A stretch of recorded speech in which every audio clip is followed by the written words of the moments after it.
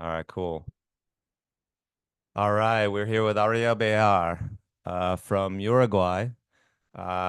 He has been kind enough to join us from China right now on the Asian part of the tour and the Asian swing. Ariel, how you doing this evening? How are you, Damon? Thanks for the introduction. Thanks for Yeah. for inviting me for this. Yeah, Well, thank you for agreeing to do this. It's great to really raise awareness of what life is like on tour for, the tour players, and also kind of find out a little bit about what else you're doing besides spending your time and energy on the tennis court. So, I guess first and foremost, I'd love to know just a little bit about your own personal experience as a tour level professional. What's it like on tour? How long have you been on tour? Um, and kind of what's your relationship with, the length of the season and sort of the global travel. How do you make sense of life on tour? of course. I mean, in my personal opinion, I started very young. I left home when I was 15 years old. To reach out for the dream of playing professional tennis. I'm from Uruguay, which is next to Argentina, so I moved to Buenos Aires because it's very big in tennis. It was at the time.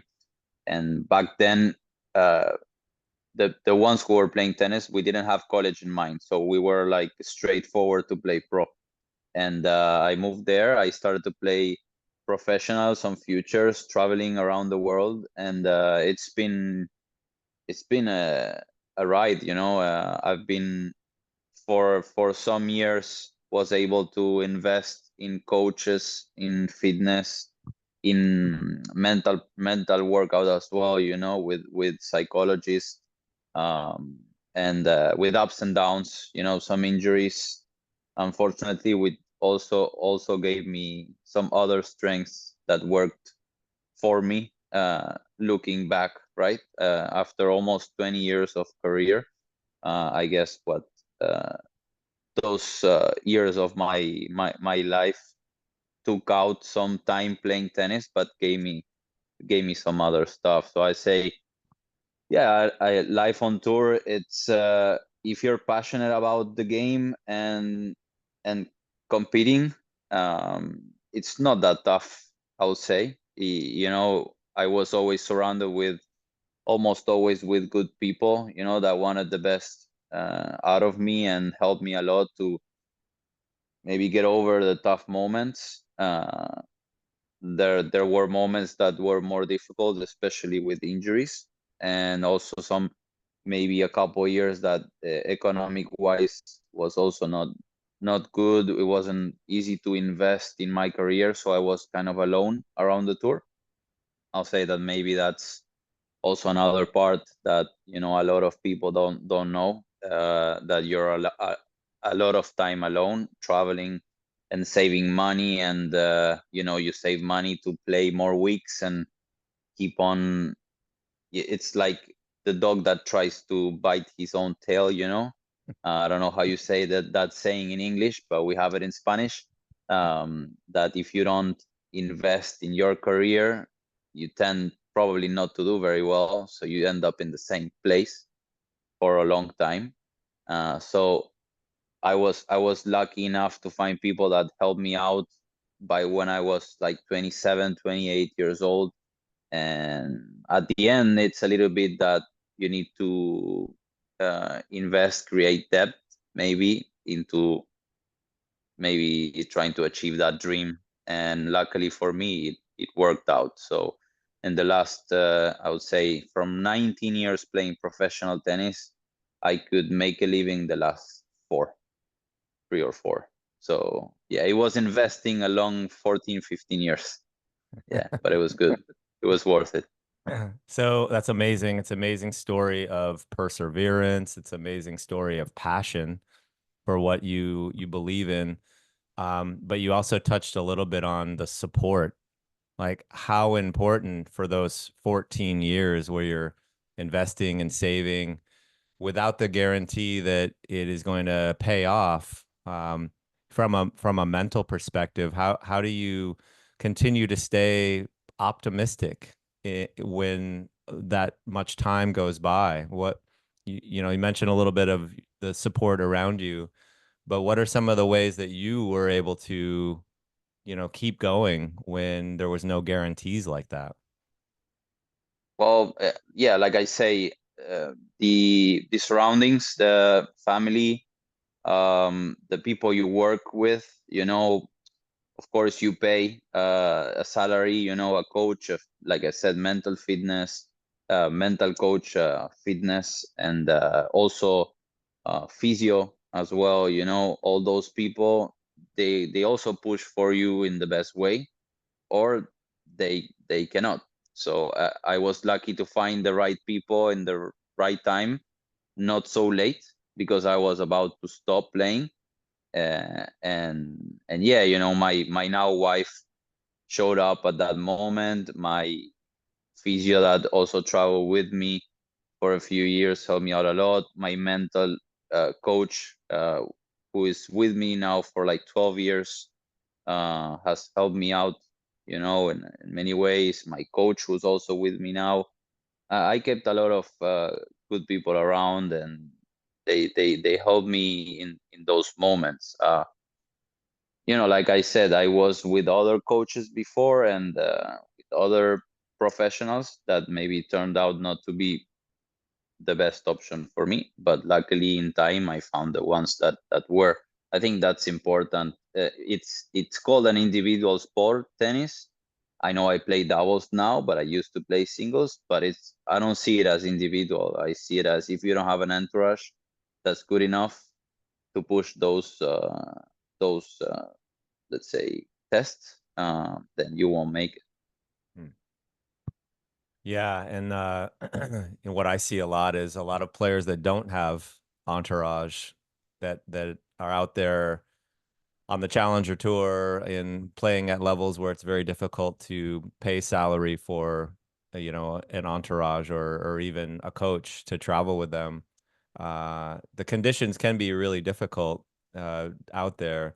But at the same time, it sounds like you grew and developed not just as a player over all those years. I mean, 19 years in the game, you know, how different are you from, you know, how you saw the world, you know, when you started, you know, through this period?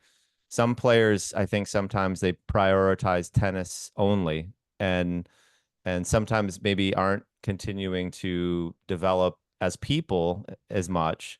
How important is that to continue to be a fully formed human being as well as a professional tennis player? I think you touched a very important point there, because it's important not to forget that we end up,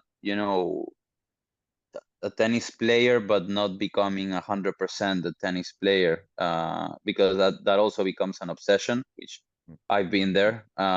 It's an obsession to, trying to achieve something that at the end you need people around, you need health, you need mental health as well, you need patience, um, you need to enjoy life as well, and you learn a lot traveling around the world. You see other guys with different situations, maybe different structure, coming from different cultures as well.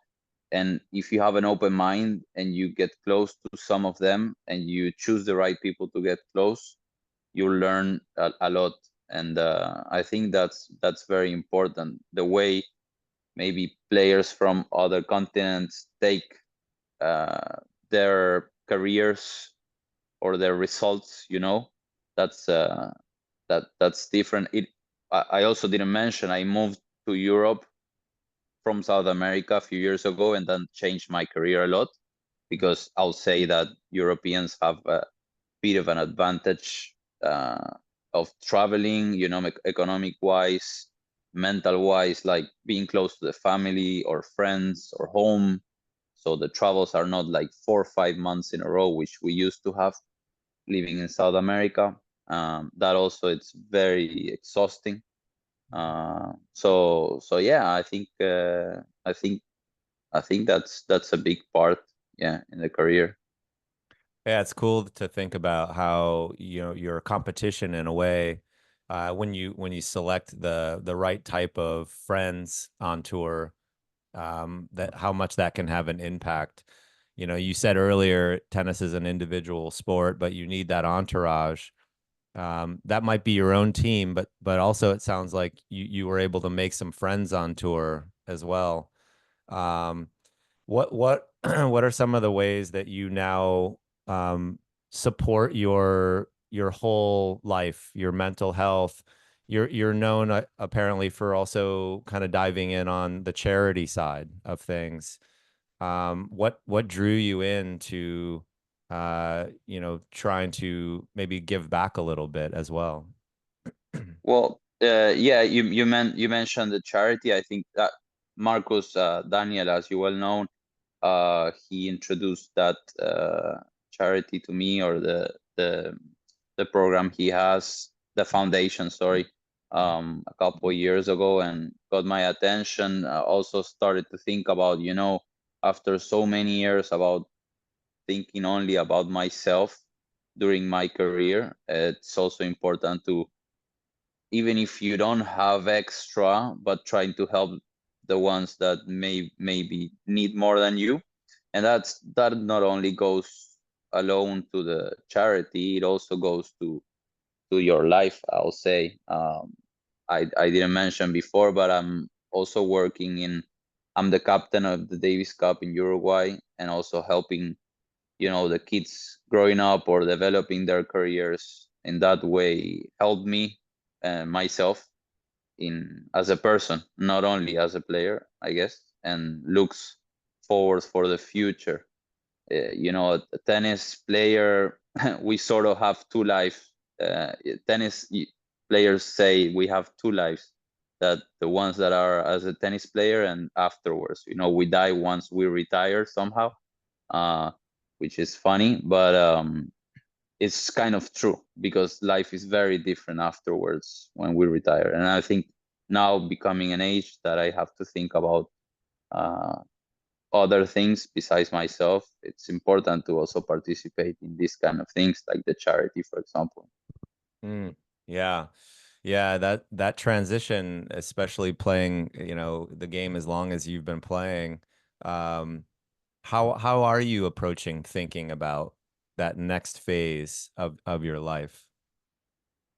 Well, like I say, I've been contacted by my federation last year, as the oldest player in my country, and the ones that are coming up are like at least 10 years younger than me, to become the captain, also helping the federation in developing tennis in our country, which is small and hasn't been worked in a proper way for decades.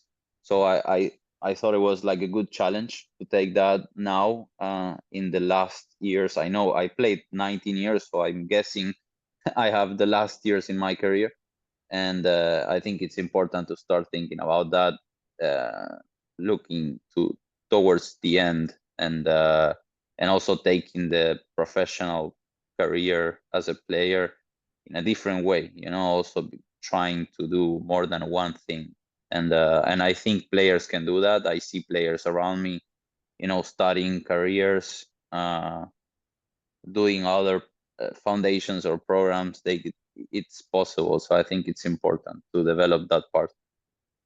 That's awesome. That's awesome. And what words of wisdom, if you're thinking about, you know, supporting the young players coming up, you know, what from a mental side of the performance, you know, what should junior players and, you know, players that are just starting in on the tour, what are a couple of pieces of advice that you might give them?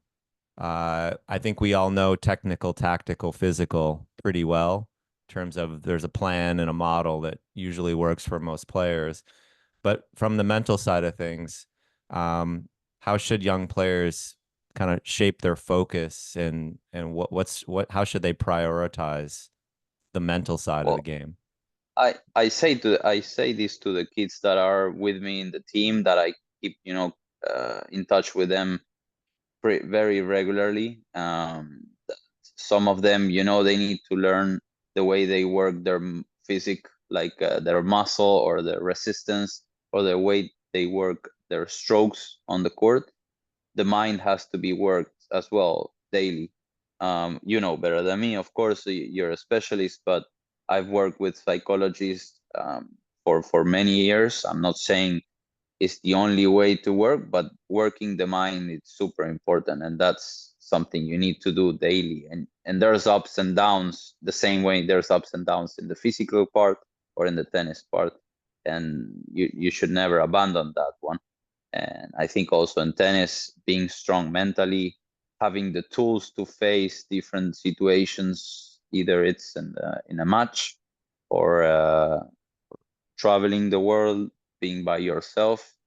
I think kids now, they have to be a sponge. They have to learn a lot, trying to get closer to older people than them, maybe. The ones that have more experience. They will learn much more from them than the ones that are same age or younger. I don't want to say the exercises or tools because I'm not the guy to say that, but because I have my own and I think it's personal. But yeah, I think it's important. It's important to read. It's important to be educated, and to be informed, and to also don't give up to, I don't know how you say in English, but to the bad feelings that you feel around the tour, which it's very frustrating. So I think, yeah, it takes guts. Love that. That's really well said. Just to kind of summarize that, I love the idea of young people being a sponge. Learning in general is something that keeps us motivated. We're all if we're curious, then sometimes we can avoid getting stuck in those ruts because it is a frustrating experience out there, and the margins are so thin so often. The last question I have for you is about that concept of learning. We're doing a series on how to learn from losing. And I think most players lose every week. It's something we don't want to do, of course, but it happens a lot. Do you have a process for how you get the most out of a match, even if you've lost that match? Uh, I guess it depends on the place that I am. Maybe I've been in rough moments, and those ones I probably didn't learn that much because it started to be like that roller coaster of bad weeks. But if you have a clear mind, if you have your mind open to not depending on your emotions, like you shouldn't take a defeat that bad the same way that you shouldn't take a win that exciting, Mm, because you get those every week. So if you go with ups and downs that much, it's not very mentally healthy, I'll say. mm, But to learn from defeats, I'll say watch videos, watch your games, talk to the ones of your teams to see what do they see from the outside. And also you can sort of, if you're alone around the world, you can become your own coach, mm, uh, in a certain way, and that way you can also learn and know what to do in practices. uh, you'll have a better eye towards, and better feel probably on what to do, how to move, how to hit the ball, where to hit it. You'll start learning about your opponents, their weaknesses. One of the books that helped me a lot was the one from, I think it's Brad Gilbert, Winning Ugly. Starting to look at the game in a different way, not just hitting the ball. Um, and I think that gives you a very open mind into the part of tennis that it's maybe not that nice. They're not in the highlights, but can make you win more than you lose. Yeah. That's great advice. Really great advice. Last thing we're really focused on as well as a tool is breath.